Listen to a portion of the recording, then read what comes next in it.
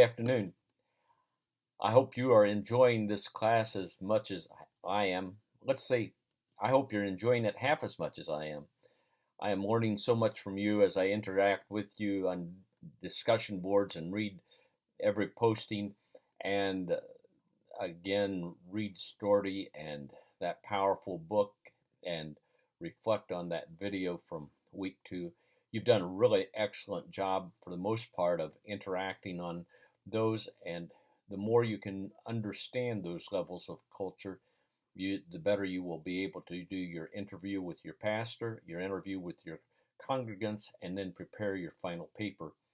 I do want to make a couple, three comments about the discussion boards.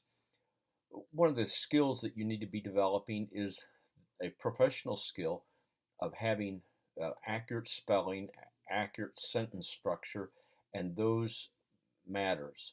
So I encourage you to proof your discussion board before you post it. The reason I'm saying that is I receive letters, newsletters, emails from people in ministry who do not display good writing skills. And so, as you're working on a matter of culture, I want to encourage you to develop your ministry skills of excellent writing. That's the reason I included that article about MLA formatting. Some of you need to carefully review that. That is an element of professional skills. On the discussion boards, I also want to encourage you to review that document I sent last week about the Moody Distance Learning standards of discussion boards. And just to review 2 or 3 things, remember the initial post that you make is to be at least 300 words, and it is to be posted by Friday night at 11:59 p.m. Chicago time. Then you are to do 2 interactive posts, and they are to be completed by Monday night at 11:59 Chicago time, and they are to be 100 words minimum. Now, you can you can do interactive posts that are 25 or 50 words on a half a dozen different peer sites, but just be sure that 2 of your interactive posts meet that 100-word commitment. And I'll be very candid. When I look at your posts and I question something, I copy it, I put it into a blank Word document, and and run the spell and grammar check on it and see how many words are in it. And very quickly, some of those things are pointed out. So I want you to work on that excellence aspect, and I know that you will uh, increase your skills in communication significantly.